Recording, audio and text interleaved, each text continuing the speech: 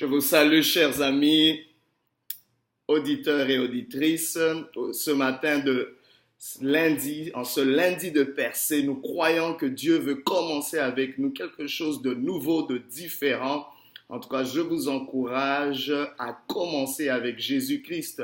Avant d'aller un peu plus loin dans notre message du jour, j'aimerais vous inviter dans un atelier jeunesse que le ministère Parole de Destinée organise le samedi 20 août 2016 de 13h à 16h, qui aura pour thème « À l'aide, mon environnement m'étouffe ». Que fais-tu quand ton environnement te limite? Donc, ce sera au 7501 François Perrault, au local 106 à côté du métro Saint-Michel.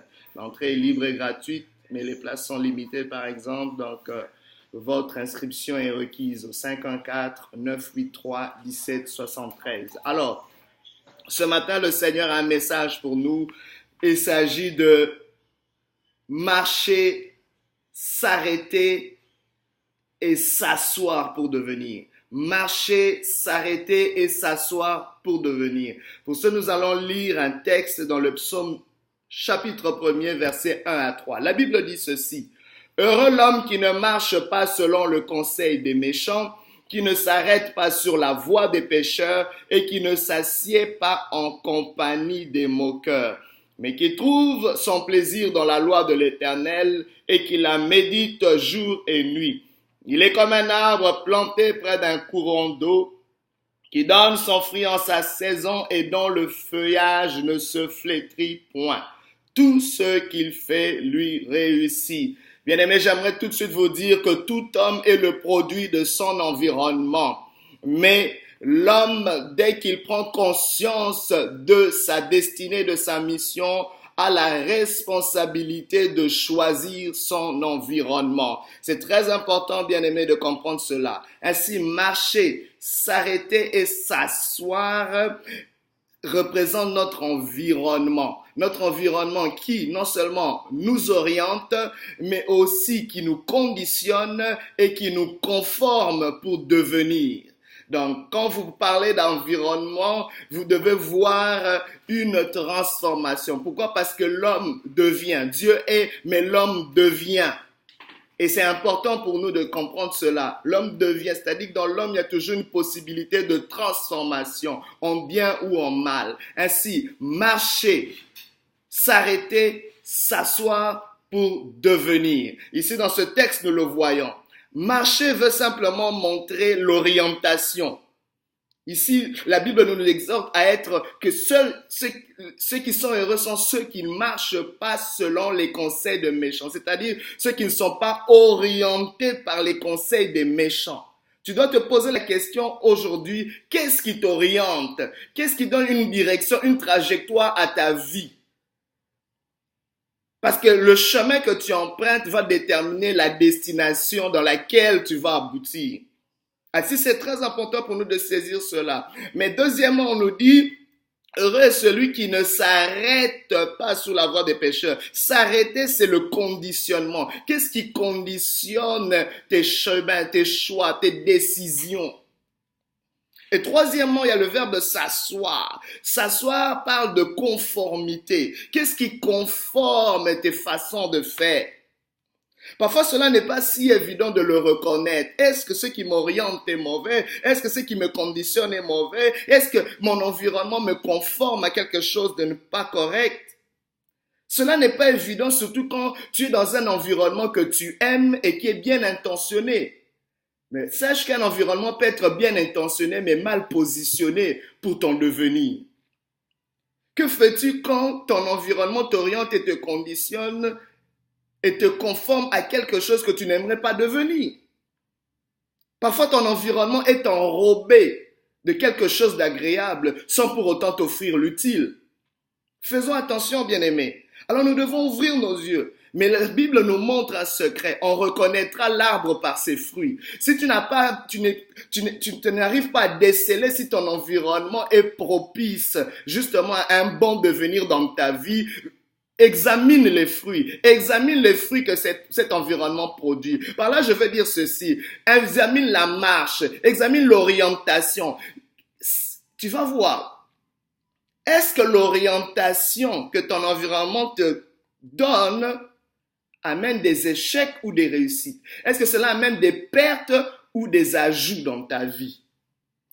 Parce que l'orientation, selon les conseils des méchants, va amener beaucoup de pertes. Si tu réalises que tu es en train de perdre beaucoup de choses, parce que la Bible déclare, une voie paraît droite à un homme, mais son issue, c'est la voie de la perdition. Quelque chose peut être agréable, mais cela amène beaucoup de pertes. Si tu te retrouves en train de perdre beaucoup de choses, en train de perdre beaucoup de relations, en train de perdre beaucoup d'avantages, pose-toi la question. Peut-être que tu es orienté par un mauvais environnement. Deuxièmement, les fruits que tu peux examiner, c'est justement dans le conditionnement, parce qu'on a parlé non seulement de marcher, qui est l'orientation, mais aussi de s'arrêter. S'arrêter, c'est justement ce conditionnement-là. Parce que s'arrêter sur la voie des pécheurs te conditionne à être réceptif. Le conditionnement, justement, ouvre ta réceptivité à certaines choses négatives. Si tu te retrouves entre être réceptif à plusieurs choses négatives, à plusieurs anti-valeurs, tu te retrouves que c'est comme si je suis plus réceptif à ce qui est négatif. Quand chaque fois qu'on me présente une situation, je suis toujours en train de voir les problèmes au lieu de voir les solutions. Chaque fois qu'on me propose une solution, ce sont les problèmes que je vois. Chaque fois que on me montre un problème, je ne vois jamais les solutions. Je n'envisage même pas les possibilités. Donc tu es déjà réceptif à quelque chose qui est destructeur. C'est peut-être un indice que ton environnement te conditionne déjà d'une mauvaise façon. L'autre fruit que nous pouvons examiner justement, c'est la conformité. Ton environnement te conforme à quoi? Il t'amène à ressembler à quoi? À refléter quoi? Parce que dans la conformité, cela nous amène à reproduire certaines choses. Parce que tu reproduiras ce à quoi tu ressembles. Nous reproduisons ce que nous sommes. Alors, parfois tu te retrouves, mais moi pourquoi je suis juste en train d'attirer certaines choses, d'attirer certaines personnes, d'attirer certaines choses que je n'aime pas? C'est parfois parce qu'il y a une conformité en toi qui amène une attraction, qui attire ces choses parce que tu les ressembles. Mais pourquoi tu ressembles à ces choses? C'est parce que ton l'environnement t'y a conformé. Faisons attention. Alors nous sommes dans cette situation-là. Que faire? Parce que quelqu'un a dit, tu deviendras selon les 5 personnes que tu as l'habitude d'écouter. Les 5 personnes que tu as l'habitude de côtoyer vont influencer ton devenir. Alors en ce lundi de percée bien-aimé, posons-nous la question. Est-ce que nous marchons? Est-ce que nous nous arrêtons? Est-ce que nous nous assoyons comme il faut afin de devenir ce que Dieu veut que nous puissions devenir? C'est très important pour nous de saisir cela. Quelqu'un a dit, c'est mieux d'être mal accompagné. C'est mieux d'être seul que d'être mal accompagné. Et quelqu'un d'autre ajoute que l'important, ce n'est pas d'avoir certains amis, une certaine catégorie d'amis, mais d'être certains des amis que nous avons. Alors nous devons comprendre tous ces principes. Entourons-nous des gens qui vont nous tirer vers le haut et non des gens qui vont nous tirer vers le bas. Ça, c'est un indice majeur de ton environnement. Est-ce que ton environnement a l'impression de te tirer vers un fossé ou de t'amener vers des sommets des montagnes? Aujourd'hui, dans ce lundi de percée, Dieu veut t'amener au sommet des montagnes. Parce que c'est au sommet des montagnes que tu pourras voir à l'horizon. C'est au sommet des montagnes que tu pourras voir un peu plus clair.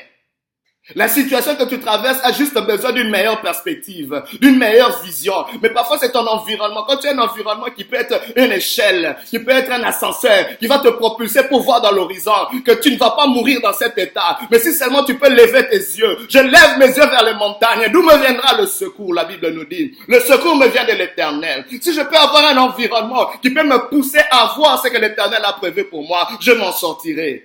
Mais si c'est un environnement qui me tire encore vers le bas, comme si c'était des sables mouvants, bien aimé, il y a très peu d'espérance. Mais ce matin, Dieu nous donne un antidote. Il y a un homme qui a dit, et je cite, Henri-Frédéric Amiel a dit, l'homme qui n'a pas une vie intérieure est esclave de son environnement. Ça prend en quelque sorte, bien aimé, La pression de l'environnement demande que l'on développe une force intérieure, une vie spirituelle, de fortes pensées. Je vous propose ceci. Quand votre environnement est en train de vous tirer vers le bas, créez-vous un environnement dans l'environnement. Quand le système dans lequel vous êtes, je ne sais pas, au lieu de travail ou dans votre famille, il y a plein de dysfonctionnements, ou je ne sais pas quel milieu, l'église ou quoi que ce soit, créez-vous un environnement dans l'environnement. Et c'est ce que Dieu est en train de dire dans ce psaume. Il dit d'abord, heureux ceux qui ne marchent pas, heureux ceux qui ne s'assoient pas, heureux ceux qui ne s'arrêtent pas. Mais il ajoute le mais de Dieu. Alléluia.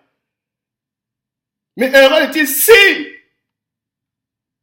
s'il trouve son plaisir dans la loi de l'Éternel, qu'il la médite jour et nuit. Je vous propose ceci. Créez-vous un environnement dans cet environnement. Si cet environnement vous limite, créez-vous un environnement au-dedans de cet environnement. Créez-vous une autre source. Créez-vous une autre force. Parce que l'environnement se présente comme une source. Tu ne peux pas aller au-delà de tes sources. Si tu laisses cet environnement être ta source, tu n'iras pas plus loin que ta source. Personne ne va au-delà de ses origines, à moins qu'il se crée une nouvelle origine. À moins qu'il se crée une nouvelle source, que ta source soit un nouvel environnement que tu crées dans cet environnement négatif. Et c'est ce que le psalmiste est en train de nous dire. Si tu es entouré de mauvais conseils, si tu es entouré d'une mauvaise orientation, si tu es entouré d'un mauvais conditionnement, si tu es entouré d'une mauvaise conformité, crée-toi maintenant un nouvel environnement selon la parole de Dieu. Que la parole de Dieu soit ce qui t'oriente, que la parole de Dieu soit ce qui te conditionne, que la parole de Dieu soit ce qui te conforme. La Bible déclare que cette parole veut que nous puissions ressembler à l'image du Fils de Dieu. Elle nous conforme à être un peu plus ressemblant à Jésus-Christ, qui est lui-même le modèle par excellence.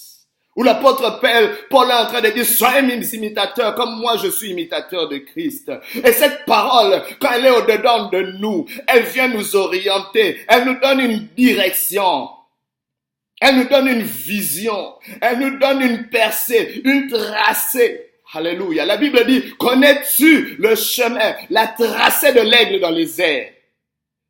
Qui peut reconnaître le passage du navire sur l'océan?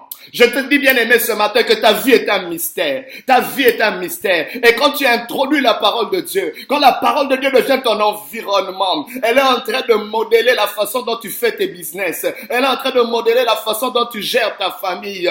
Oh, je suis en train de parler à quelqu'un, un chef de famille, qui sait plus quoi faire avec ses enfants. Mets-toi dans la parole. Crée un nouvel environnement dans cette maison. Cette maison, elle est le point d'être délabrée, divisée. Amenez la parole de Dieu. Introduisez la parole de Dieu, qui va être comme cette sémence qui va grandir et devenir un géant baobab, qui va supplanter tout environnement négatif et qui va assainir tout ce qui est de nocif autour de toi. Et la parole de Dieu a cette capacité. Si ton environnement te rend malade, oh, je te propose la parole de Dieu ce matin, qui va guérir cette blessure. Oh, toi qui as abandonné, toi qui es sur le point de jeter l'éponge, je te dis, essaye la parole, n'abandonne pas. Il y a un devenir en toi. Tu n'es pas devenu encore ce que le Seigneur a prévu pour toi. Il y a un devenir pour toi. Ne t'arrête pas. Ne laisse pas ta situation te conformer. Car tu n'es pas ta situation. Tu es au-delà de ce que tu vis. Ce que tu vis est juste un passage. Mais Dieu a une destinée pour toi. Et il veut t'introduire dans un environnement qui va être comme des engrais qui vont permettre à ce géant baobab que tu es à s'épanouir. Parce que, bien-aimé, laisse-moi te dire, tu n'es pas une herbe qui doit juste sécher. Tu n'es pas une herbe qui va juste pourrir et mourir là. Mais le Seigneur est cette semence dedans de toi qui va produire quelque chose de grand. Tu es un arbre fruitier. Tu es un arbre qui va donner de l'ombrage à plusieurs. Tu es quelqu'un qui va donner de l'espérance à plusieurs. Oh, ne te laisse pas abattre. En ce lundi de percée, je t'encourage, bien-aimé. Je t'encourage où que tu sois. Toi qui m'écoutes, je ne sais pas que tu sois aux Caraïbes, aux Antilles. Toi qui m'écoutes en Europe. Toi qui m'écoutes à travers Montréal, à travers le Canada. Entends cette parole. Que la parole de Dieu soit ce qui t'oriente. Que la parole de Dieu soit ce qui te conditionne. Que la parole de Dieu soit ce qui te conforme. C'est très important.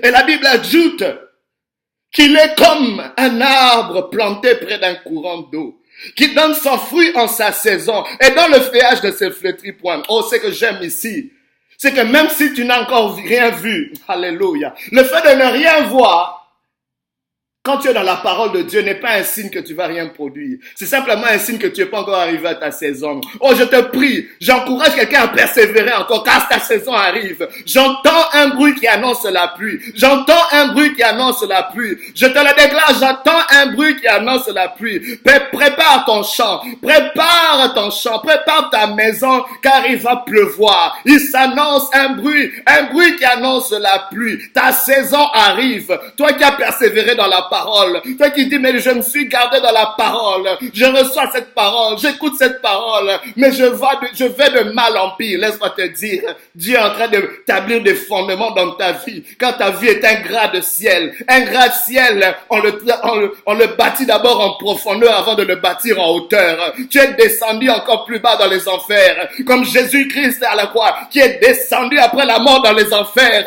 afin d'être ressuscité le 3e jour. On ne peut pas arrêter une semence de vie. On ne peut pas l'enterrer dans les enfers. Jésus-Christ a la vie. Et Christ en toi, c'est l'espérance de la gloire. Tu ne peux pas rester dans le tombeau. Je t'annonce aujourd'hui de la part du Seigneur que le tombeau est vide. Que le tombeau est vide.